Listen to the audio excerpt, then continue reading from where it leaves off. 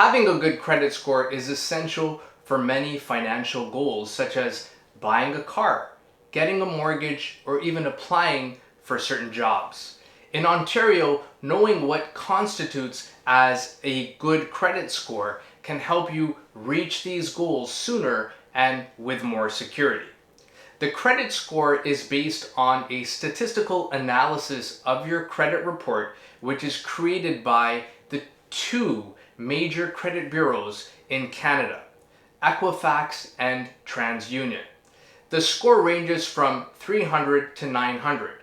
According to Equifax, a good credit score is usually between 660 to 724.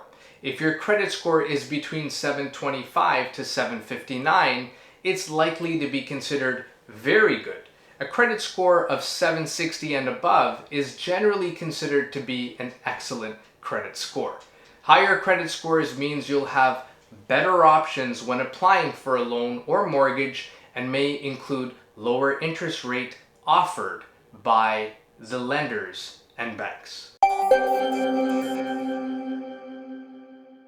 For more videos like this, please like this video and follow us here, and thanks for watching.